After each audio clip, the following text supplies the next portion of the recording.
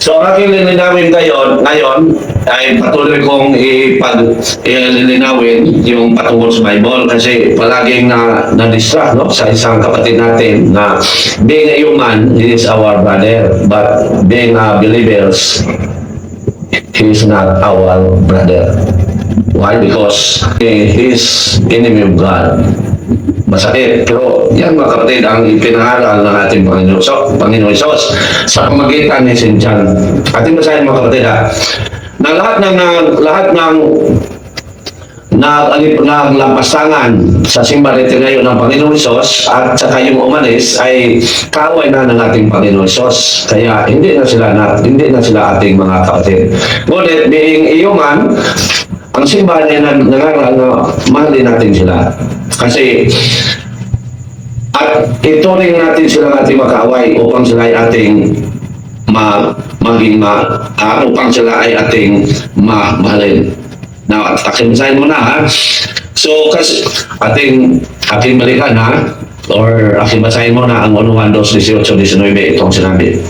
Mga anak, doon lang katapusan sa kalibutan. Bisugilan kamo ang kaaway ni Kristo. Kung gani ang nakaroon ng daghang mga kaaway ni Kristo, busa masiguro nato nga doon lang kayo ang katapusan. Kini mga tawanan dili tinuod nga sakop sa atong bundok, busa na wala sila kanato. Kung tinuod pangato sila mga kauban, mapabiling unta sila kanato. Apan niya sila aron mailagayon na sila dili kauban nato. Imagine, yung umalis sa simbarete ngayon ng Panginoon Hesus ay naging kaaway na niya. At lalo na yung hindi tanim at ng lapastangan, no? Or ng lapastangan, ng alipusta. Now, ating basahin mga kapatid ang sinasabi ng ating Panginoong Hesus sa Juan 8:44 at saka ang sinabi ng ating sa mahal na banal na Espiritu sa 1 Timoteo 4:1. Juan 8:44, ito ang sinabi. Okay, 8:44. Mga anak, kamo sa inyong amahan na mga yawa. Ubod kamo musunod sa mga tinguha sa inyong amahan. Mamumuno siya sukad pa sa sinugdan. Wala gayon siya mudapig sa kamaturan. Kay wala man ang kaniya kamaturan. Kung mamaka siya, nasunod lamang siya sa iyang kinaiya. Kay baka ko man siya kung amahan sa tanang baka. Mga anak, kamo sa inyong amahan na mga yawa. Sino sila? Sila yung mga tao na nagalipusta o naglapastangan sa ating Panginoon Hesus. Sila yung mga tao na hindi naniniwala sa iglesia na itinayo ng Panginoong Hesus. Ibig sabihin, hindi umanib o hindi nagpabautismo. Now, ating basahin mga kapatid ang sinasabi sa banal na Espiritu patungkol sa mga umalis sa simbahan. Ano na ang kanilang katayuan ngayon? Ating basahin mga kapatid ang 1 Timoteo 4:1. Itong sinabi. Ang Espiritu tinaw nga nag-ingon na may mga tao nga mamiya sa ilang pagtuo sa umaabot na panahon. Mo ilang sundon ang mga bakakong Espiritu o ang mga pagtulunan sa mga yawa. Malinaw na ipinayag sa ni St. John na ang umalis sa simbahan ay kaaway na ng Panginoong Hesus. Malinaw na ipinahayag mismo ng ating Panginoong Hesus na ang nag-alipusta sa kanya o hindi umanib sa kanyang simbahan ay mga anak ng diablo. Malinaw din na sinipinayag ng banal na Espiritu na sa huling araw may umalis at ang sinusunod na nila ay ang mga aral ng diablo. Masakit, pero ipinayag. Bakit? Kasi mga kapatid, ang Diyos ay istrikto at mawain. Kung tayo ay hindi man maniniwala sa Kanya ipinaharal, ang Panginoong Diyos ay istrikto. Ating basahin mga kapatid, ang Roma 11:22. Ito ang sinabi. Makita na to din ang pagkamaluluyon o pagka-istrikto sa Diyos. Istrikto siya niya ito ng apukan. Apan maluluyon ka mo kung magpabilin ka sa iyang kaluoy. Kay kundili, putlon, kausa. Malinaw? So kung tingnan natin sa restrictions mga kapatid, hindi maaaring mahalin ang mga taong naging kaaway na ng Diyos. Bakit? Walang mababasa sa Bible na sinasabi ng Panginoong Hesus na mahalin ninyo ang aking mga kaaway. Wala. Kahit isa. Kahit hindi direct na pagkasinabi mo. Ibalikan na, walang ipinayag sa banal na kasulatan na mahalin natin ang kaaway ng Panginoong Hesus. Pero bakit ating minahal at inirespeto ang mga umuusig sa simbahan na sila ay kaaway naman ng Panginoong Hesus? Bakit? Kasi itinuring sila na ating mga kaaway. Ang simbahan nagtuturo na mahalin sila. Ibig sabihin, ituring natin na sila ay ating mga kaaway. Kasi kung ang mga protestante ay ituring natin ating mga kaaway, diyan na papasok ang sinasabing mahalin ninyo ang inyong mga kaaway. Now, ating basahin mga kapatid na ang Panginoong Diyos ay nagsasabi, mahalin ninyo ang inyong mga kaaway. Ating basahin ang San Juan 5:43. So, ituring natin mga kaaway ang mga hindi Katoliko upang sila ay ating mamahalin. Mateo 5:43 hanggang 44. Ito ang sinabi. Nakadungog kamo nga giingon kaniadto, higugma ang imong mga higala ug dumti ang imong mga kaaway.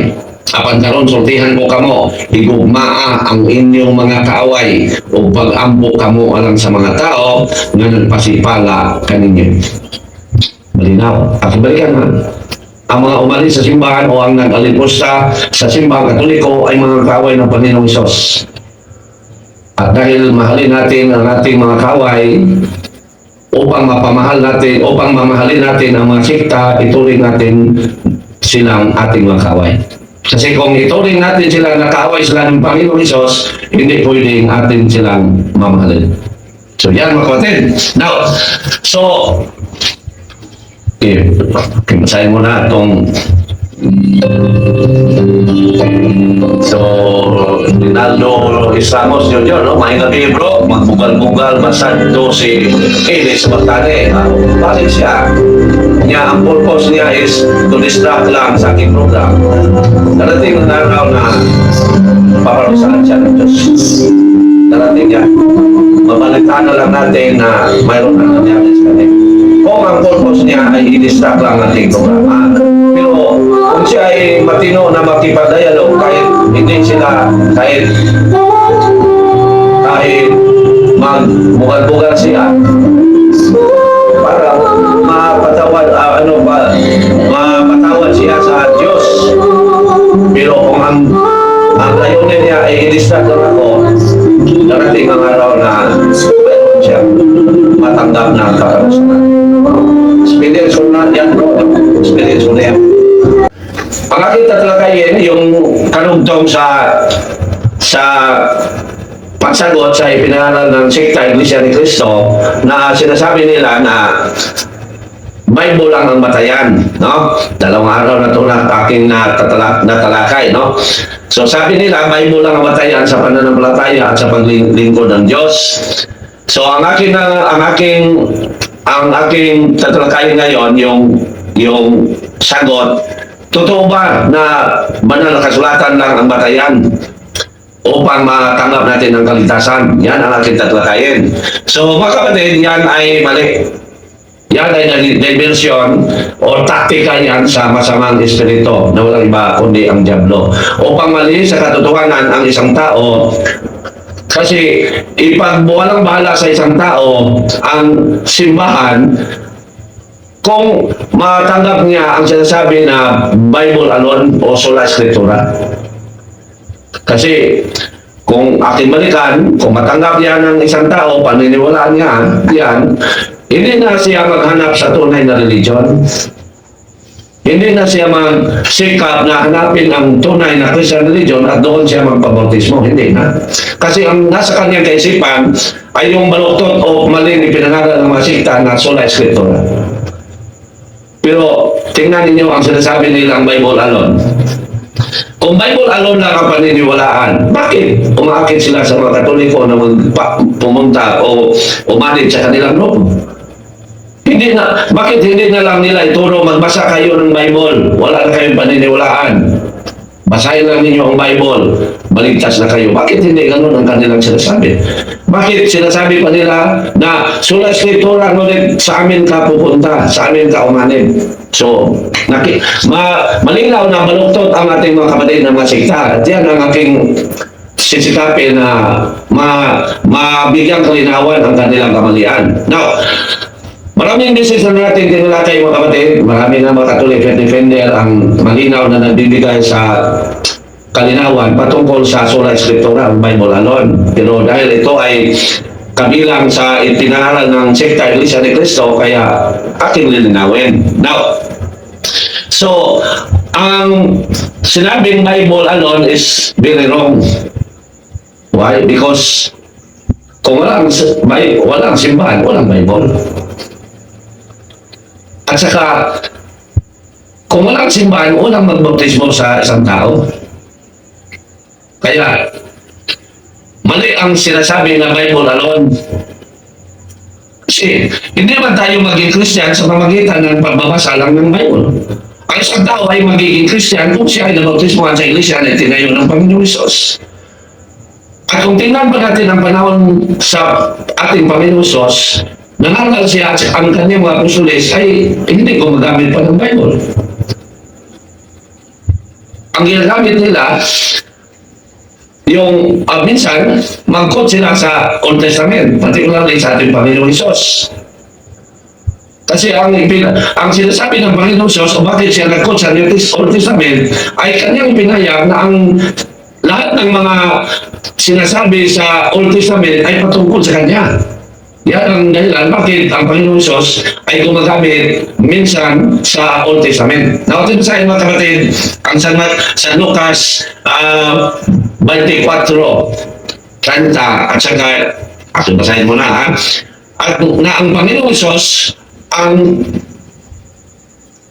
tinalakay o sinasabi or ang Old Testament ay nagsasabi patungkol sa ating Panginoong Hesus. Ating basahin mga kapatid ang San Lucas 24, San Lucas 24,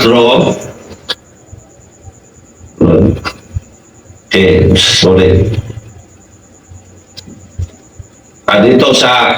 Dito tayo sa 44, ito ang sinabi. Unya mingon siya kanila, kini mga butanga mao gayud ang akong gisulti kaninyo, samtang ako uban pa kaninyo. Kinahanglan matuman ang tanan nga naisulat may tungod kanako sa balaod ni Moses o sa mga sinulat sa mga propeta, ingon man sa mga salmo. So yan ang Old Testament. So dito pa, mayroon pa isa, no? Okay, sa 27. O gipasabot sa Lucas 24:27. O gipasabot ni Jesus kanila ang gisulti may tungod kaniya sa tibuok kasulatan, Old Testament. Sugod sa mga basahon nga gisulat ni Moses hangtod sa mga sinulat sa tanang mga propeta. So, baka ang iba magtaka, mayroon ba talagang isinulat si Moses? So, mga kapatid, ang first 5 books ay attributed to Moses. First reason, siya ang central figure sa Old Testament. So, yan mga kapatid. So, ang lahat sa Old Testament, ang Panginoon Hesus ang binanggit. Dahilan, ito ay sinabi ng ating Panginoon Hesus. Or dahilan, minsan mag-quote ang ating Panginoon Hesus sa lumang tipan. Yan, no? So, ang mga apostoles, nangaral sila na wala pang Biblia. Kasi, nagsimulang nangaral ang mga apostoles noong ang ating Panginoon Hesus ay muling nabuhay. At nang ang Holy Spirit ay bumaba sa kanila. Ito sa ang Gawa 1:8. So, malinaw na wala pang Big Bible sa panahon ng mga apostoles. Ating basahin ha? 8. Apan kung mukunsan na kaninyo, Gawa 1:8. Apan kung mukunsan na kaninyo ang Espiritu Santo, magkanawat kamong gahom o mahimo kamong akong mga saksi sa tibuok kalibutan, sa Samaria o sa sa Tibok Hunya, sa Samaria o sa Tibok Kalibutan. Basahin natin ang 4. O samtang si Jesus uban pa kanila, gitugon niya sila, ayaw una kamo pagbiya sa Jerusalem. Mula kaninyo ang gasang nagisaan sa akong amahan, sumala sa gisulti ko kaninyo. So, hindi pa sila lumakad o umalis sa Jerusalem o pamangaral nang hindi pa ang Holy Spirit bumaba sa kanila. So, yan mga kapatid. So, ang simbahan ay binigyan sa Panginoon Jesus ng gabay na wala iba kundi ang banal na Espiritu na magbigay sa kanila ng kapangyarihan. At basahin mga kapatid ang sa pagbaba sa Holy Spirit sa kanila sa panahon ng Pentecostes. Ito ang sinabi sa Gawa 2:4. Silang tanan na puno sa Espiritu Santo, misulti sa nakalain pinulungan, sumala sa gipasulti kanila sa Espiritu Santo. Yan. So yan ang simbahan. Nang nagsimula silang nangaral, ang banal na Espiritu ay bumaba sa kanila. Kaya pauwi na kaya sila. Hindi sila matakot kahit alam nila na patayin sila sa lugar na yan. Kung saan sila magpunta, kung malaman nila patayin sila doon, hindi sila matakot. Kasi nasa kanila ang banal na Espiritu. At ang pananaw nila ay kaharian ng Diyos. Ang kamatayan ng isang tao o isang Kristiyan ay isa lang paraan upang siya ay makapasok sa kaharian ng Diyos. Yan mga kapatid. Or isang ebidensya na ang kanilang ipinangaral ay totoo. So, ang ating Panginoon Diyos at ang mga apostoles ay nangaral, wala pa silang dalang Biblia. Kaya, ipinayag ng Diyos na ang simbahan, ang kanyang iglesia ay ang haligi at suhay ng katotohanan. At basahin ng 1 Timoteo 3:15. Ito ang sinabi. Apan kung malangan ako, kini sulata mo'y magtudlo kanimo, kung unsaon nato pag ginabuhi sa panimalay sa Diyos, nga mao ang iglesia sa buhi na Diyos, ang haligi o ang sukaranan sa kamaturan. So, ang banal na kasulatan ay bahagi lang sa pinangaral ng simbahan na katotohanan. Bahagi lang. At yan ang isa. Banal na kasulatan, tradisyon, at magisterium. Ang tradisyon mga kapatid ay yan ang mga ipinangaral ng Panginoong Hesus na hindi naisulat sa mga apostoles. At ito sa mga kapatid ang Juan 21:5. So, malinaw na mali ang aral ng mga sikta. At siyempre, mali sila kasi sila ay sikta lang. Nasa ibang salita sa Tagalog, sila ay sulpot lang. So, paano sila makaalam o mayroong kalaman sa mga ipinaharal na hindi na isulat? Na sila ay sikta lang, sulpot lang sila. Kailan lang ang sulpot? Protestante lumitaw noong 1517, 1,517 years after the birth of our Lord Jesus. So, paano nila malaman ang hindi na isulat? Nawatin basahin kung totoo ba na mayroong hindi na isulat sa mga ipinangaral ng ating Panginoon Hesus. Atin basahin mga kapatid ang Juan 21:5. Ito ang sinabi. Daghan pa kayo mga butang na gibuhat ni Hesus o kung gisulat pang tanan, natuwa ko nga ang tibok kalibutan dili kayo paigo makasudlan sa mga sinulat. Malinaw. Na marami pa ang mga ipinangaral, mga ginawa at ipinangaral ng ating Panginoong Hesus. At kung ang lahat ay isinulat, naniniwala si St. John na ang lahat ay hindi kasya sa sanlibutan. Ang ibig sabihin niya, kasi ang salita ng Diyos ay malaki pa sa sanlibutan. Yan. At saka, ibig sabihin din niya na marami pa ang hindi na isulat. At ito ay mas marami pa kaysa na isulat. So malinaw na marami sa mga ginawa at ipinangaral ng Panginoong Hesus na hindi na isulat at mas marami pa ito kaysa na isulat. Ang tanong, ang mga hindi na isulat, ipinangaral ba ng mga apostoles o sa unang miyembro sa iglesia na tinayo ng Panginoong Hesus? Siyempre, ipinangaral. Mababasa ba natin yan? At ito sa mga kapatid, ang Dos Thessalonica 2:15 na ang ipinangaral natin Panginoon Diyos na hindi na isulat ay ipinangaral, patuloy na ipinangaral sa mga apostoles. Dos Thessalonica 2:15. Ito ang sinabi. Busa mga igsoon ang pingi ang mga kamatuoran nga among gitudlo kaninyo pinaagi sa wali o sa sulat. That's it. Ang pingi ninyo ang mga kamatuoran. Ingatan ninyo ang mga katotohanan na aming ipinangaral sa inyo sa pamagitan ng salita at sulat. So malinaw na mayroong tradisyon. At ang tradisyon, mga kapatid, ay naisulat sa ibang aklat. At ito'y natapos noong 180. At ito'y tinawag sa simbahan o sa tunay na Christian religion na Didache. Didache from the Greek word didaskein, meaning the teaching of the 12 apostles. So, malinaw na mayroong tradisyon. Ito pa, Dos Timoteo 2:2.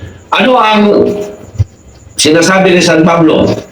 Mayroon ba siyang ipinangaral na hindi na isulat? At ibisahin. Itudlo sa mga tao nga imong kasaligan, ang imong hidunggan nga akong giwali, at ubangan sa kadaghanan, aron kini itudlo sa nila sa uban. Malinaw ha? Itudlo sa mga tao nga imong kasaligan. Ibig sabihin, yung mga totoong Kristiyan. Itudlo sa mga tao nga imong kasaligan ang imong hilunggan nga akong giwali at ubangan sa kadaghanan. Aron kini itudlo sa nila sa uban. Malinaw. So there is sacred tradition. At yan ay ikalawa sa batayan ng simbahan sa kaniyang pagtuturo sa katotohanan. Tatlo, yung tinatawag nating magisterium, authority of the church, kapangyarihan ng simbahan. Ang simbahan, mga kapatid, ay mayroong kapangyarihan. At yan ay ipinayag sa banal na espiritu sa simbahan. Kasi ang banal na espiritu ay ipinadala ng Diyos Ama at ng Anak upang siya ang magpaalaala sa ipinangaral ng Panginoong Hesus na hindi nakasulat. Mayroon ba? Ating masahin, mga kapatid. Na ipinadala ang banal na espiritu upang siya ang magpaalaala sa simbahan sa mga sa lahat ng ipinangaral ng ating Panginoong Hesus. Ating masahin, mga kapatid, ang Ebanghelyo ni St. John sa chapter 14 verse 26. Ito ang sinabi. Ang manlalaban, ang Espiritu Santo na ipadala sa amahan sa kungalan, magtudlo o magpahinumdum kaninyo sa tanan nga akong gisulti kaninyo. Anong sinabi ng ating Panginoong Hesus? Ang manlalaban, ang Espiritu Santo nga ipadala sa amahan sa akong ngalan, magtudlo o magpahinumdum kaninyo sa tanan nga akong gisulti kaninyo. Magpahinumdum kaninyo. Ibig sabihin, tugma sa sinasabi ni St. John na mayroong maraming hindi nakasulat. At ang magpaalaala sa simbahan niyan ay ang banal na Espiritu. At yan ay tinatawag na magisterium. At dahil dyan, si San Pablo, aking balikan, nagsasabi na ang simbahan ay haligi ng katotohanan. Balikan, aking balikan ha. So, ibig sabihin, mga kapatid, hindi lang ang Biblia ang batayan sa pagturo patungkol sa katotohanan, kundi Biblia, tradisyon at saka magisterium. Natin sayin, aking balikan ang 1 Timoteo 3:15. Itong sinabi. Apan kung malangan ako, kining sulata mo'y magtudlo kanimo, kung unsaon nato pag kinabuhi, diyas panimalay sa Diyos, na mo ang iglesia sa buhi nga Diyos, ang haligi o ang sukalanan sa kamatuoran. Kaya mga kapatid, malaking panglampastangan sa Panginoong Diyos ang pagsasabi na Biblia lang ang batayan. Kasi pinawalang bili nila ang simbahan at yan ay panglabasan. Kung itakwil natin ang simbahan na itinayo ng Panginoong Hesus, yan ay malaking kasalanan. At baka apel yan sa sinasabi na sin against the Holy Spirit. But ang simbahan ay katawan ng Panginoong Hesus at ibasahin ang Colosas 1:18. Ngunit itakwil. So, malaking kasalanan. At baka yan ay isa sa sinasabing sin against the Holy Spirit. At ibasahin ang Colosas 1:18. Siya ang ulo sa iglesia nga mao niyang lawas, siya ang naghatag sa kinabuhi sa lawas, siya ang unang ibanaw sa mga patay, ang maguna sa tanan. Aron siya ang maguna sa tanan. So kung itakwil ang simbahan, malaking panglampasangan kasi ang simbahan ay katawan ng ating Panginoong Hesus. So sa pamagitan ng pagsabi na banal na kasulatan lang ang batayan sa kaligtasan, yan ay napatayan na binawala o walang kwenta o ano ba yung tinanggal, no? Tinanggal ang kapangyarihan ng simbahan o pinawalang bili, pinawalang kwenta ang simbahan. At yan ay malaking kasalanan. Katawan ng Panginoong Hesus. Walang Biblia kung walang simbahan. Kasi ang Biblia ay hindi bumagsak galing sa langit, kundi ito ay naging Biblia sa pamagitan ng simbahan. So, ang pagsabi na ang banal na kasulatan lang ay ang siyang batayan sa kaligtasan ay deception ng dyablo. Deception. Kasi parang sinasabi nila na walang kwenta ang iglesia na itinayo ng Panginoong Hesus. Kahit saan tayo mag-umanid, maliligtas tayo. Yan. Ang ibig sabihin sa sinasabi ng mga sikta na only the Bible is the source of faith or is the source how to acquire salvation. So, panglapastangan. Kasi, kung walang simbahan, walang Bible. At ang simbahan ay ang the only nga mayroong kapangyarihan na magbautismo. Walang sino man mayroong kapangyarihan na magbautismo. Imagine, ang bautismo ay maglilinis sa kasalanan ng tao. That is power of the church. Kasi balik ka na. Ang mabautismuhan sa simbahan na tinayo ng Panginoong Hesus ay malilinis sa kanyang pagiging makasalanan. In other words, ako ni Lord Jesus sa Juan 3:5, siya ay magiging taong muli or siya ay isinilang ng muli. Grabe, no? Napakaganda ang bautismo. At ang bautismo ay dyan na makukuha natin sa iglesia na tinayo ng Panginoong Hesus. So kung sasabihin sa mga sita na Bible lang ang batayan sa kaligtasan, malaking panlampastangan kasi pinawalang kwenta nila ang simbahan na siya may kapangyarihan na magbautismo. Aking basahin mga kapatid na dahil sa bautismo, ang tao ay isinilang muli o siya ay naging taong muli. At basahin na ang sinasabi natin Panginoon Hesus. 1:3 nga sa 5. Ito ang sinabi. Si Jesus dito ba, sultihan ko ikaw, wala'y makakita sa gingharian sa Diyos, gawas kung siya matao pag-usap. Kung saan man pagkatao pag-usap sa usa ka tao magulang na, nangutan na si Nicodemo, dili niya mahimo ang pagsulod sa tiyan sa iyang inahan o ng pagkatao pag-usap. Si Jesus dito ba. Sultihan ko ikaw, wala'y makasulod sa gingharian sa langit. Imagine, walang sino man makakapasok sa kaharian ng langit. Gawas kung matao siya pinagi sa tubig o sa espiritu. Maliban kung siya naging tao muli sa pamagitan ng bautismo. Kasi ito ay patungkol sa bautismo. Yung gawas kung matao siya pinagi sa tubig o sa espiritu. Pero akin ang linawin muna, no? Sa gawa mga kapatid, ah, 41, nalinaw na kailangan mayroong tubig ang baptism. Ito ang sinabi. Kini mo natawanan na kadawat sa Espiritu Santo. Ingon nga kami nakadawat usap. Ingon nga kami nakadawat usap. Doon na baka ninyo makapugong na bunyagan sila pinagi sa tubig. So yan ang ibig sabihin ng Panginoon Jesus, bautismo. Now ito ba? Ano ba ang itong maisinilang sa pamagitan ng tubig at ng Espiritu? Ano ba ang ibig sabihin ng Espiritu? Ang ibig sabihin niyan mga kapatid ay ang formula o baptism. At ito sa mga kapatid, ang 1 Pedro 1.23. Ito ang sinabi. 1 Pedro 1.23. Kay kamo gipanganak pag-usab. Malinaw ha? Tugma sa sinasabi ni St. John. Ang Panginoon Jesus sa Ebanghelyo ni St. John.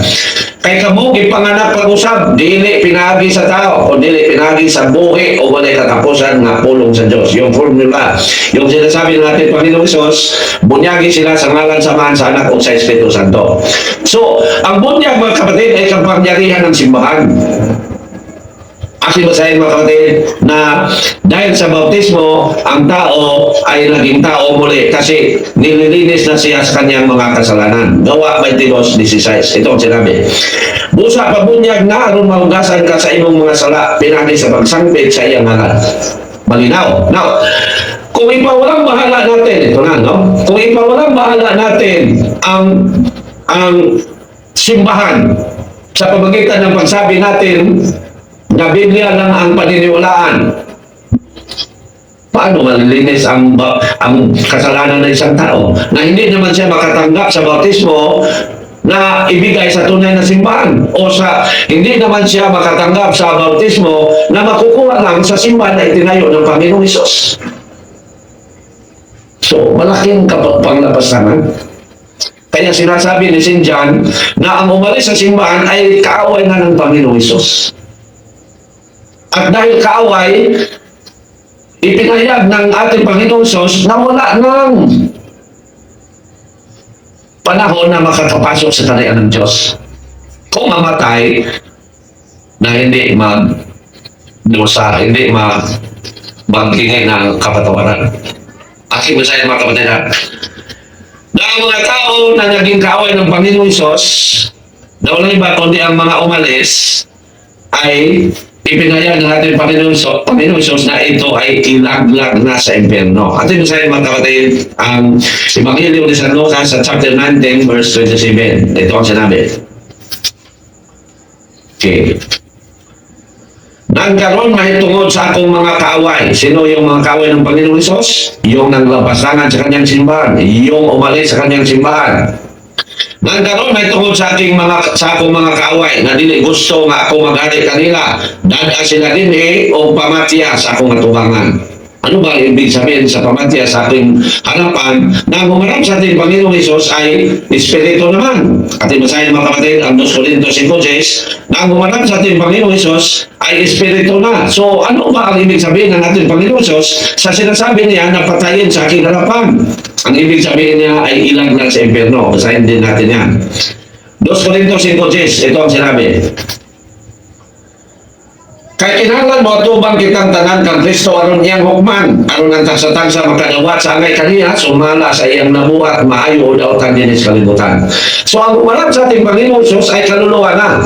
So ano ang ibig sabihin sa ating Panginoon Hesus na patayin sa aking harapan? Ang ibig sabihin niya, mga kapatid, ay ilaglag sa impyerno. At ito sa ang pahayag 20:14. Ito ang sinabi. Unya, gitambog ang kamatayon o ang hadis nga sa linaw nga kalayo. Kininglinaw sa kalayo, mao ang ikaduhang kamatayon. So ang humanap sa ating Panginoon Hesus ay patay na sa pagiging tao dito, sa pagiging tao niya dito sa mundo. Kaya ang sinasabi ng ating Panginoon Hesus, patayin sa aking harapan, ang ibig sabihin niya yung ikalawang kamatayan na walang iba kundi ang impyerno. So sa madaling salita, ang umalis sa simbahan ng ating Panginoong Hesus o ang lahat ng naging kaaway ng ating Panginoong Hesus ay wala ng panahon na makakapasok sa kaharian ng Diyos kasi patayin sa kanyang harapan, ibig sabihin ilaglag sa impyerno. So yan mga kapatid. So, upang ang tao ay malaglag sa impyerno, ang dyablo ay nangaral. Nanglinlang siya ng tao na masasabi na ituro ninyo. Banal na Biblia lang ang batayan sa kaligtasan. So malinaw na deception ng demonyo ang pagpangaral na Biblia o Bible lang ang paniniwalaan. Kasi, akibalikan, kung ang tao ay tumanggap sa Biblia lang ang paniniwalaan, hindi na siya mag-iisip saan siya magpaanib o hindi na niya hanapin ang tunay na iglesia na itinayo ng Panginoon Hesus na magbigay ng bautismo upang siya ay malilinis sa kanyang kasalanan. Wala na. No? Akibasahin na, baka nalimutan ko ang 22:16, no? Nabasa pa. Baka nalimutan ko, no? Akibasahin na sa pamagitan ng bautismo, tayo ay malilinis sa ating pagiging makasalanan. 22:16. Busa pagunyag na aron maugasan ka sa imong mga sala pinaagi sa pagsangpit sa iyang ngalan. So, ang pagsasabi na banal na kasulatan lang ang paniniwalaan ay isang deception ng dyablo upang ang tao ay hindi na humanap sa iglesia na itinayo ng Panginoong Hesus na siya lamang ang maaring makapagbigay ng bautismo. Sa ibang pananaw, ibang dako, ibang bagay, ibang dako mga kapatid, walang kwenta ang bautismo na natanggap ng isang tao sa mga sikta. Kasi sikta lang, walang kapangyarihan na magbigay ng bautismo upang malilinis ang kasalanan sa tao na kanyang mabautismohan. So, malinaw na ang batayan sa kaligtasan ay tatlo. Banal na kasulatan, tradisyon, at saka magisterium. At ang tatlong iyan ay nasa isang iglesia lamang na walang iba kundi ang Iglesia Katolika. Kaya mga kapatid, magsumikap tayo, masigasig tayo, ano ba yung magkugi, no? Magkugi tayo mga Catholic defender na bigyan natin kalinawan ang mga malinharal ng mga sikta. So yan mga kapatid, ang patungkol ang sagot sa sinasabi ng mga sikta na sola escritura or Bible alone. So kung ang tao ay magsasabi na Bible alone, malinaw na siya ay instrumento ng dyablo. Kasi sa pamagitan sa pagpayag na Bible alone, pinawalang bisa nila ang simbahan. At yan ang malaking kamalian. Kasi kung walang simbahan, walang magbigay ng bautismo. Kung walang simbahan, walang Biblia. So, yan mga kapatid. So, ipagdasal natin sila, no? Ipagdasal natin ang ating mga kapatid ng mga sikta. Ipagdasal natin sila. Kasi, ang sinasabi sa ating mga kaparian, kung darating ang araw na hukma na sa Panginoon ang lahat ng tao, at makikita natin na ang mga tao, ang iba ay nasa impyerno. Tulad na nangyari sa mayaman at sa Lazaro na ipinahayag ng Panginoong Diyos, no? Sa Ebanghelyo ni San Lucas. Akin mo nung basahin na para malinawan tayo, no? Sa San Lucas 16:22. Unya, namatay si Lazaro o inala sa mga anghel ngadto sa kilala ni Abraham. Dito sa kumbilan sa langit, ang dato usab namatay o gilubong o nakantos pag-ayo dito sa Hades. Unya, miyahat siya o yang nakita si Abraham dito sa layo o si Lazaro sa topan niya.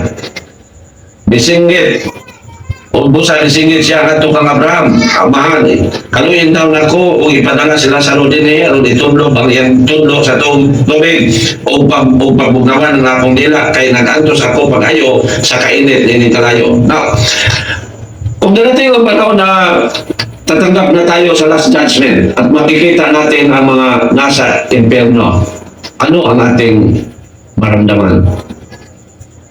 Awa.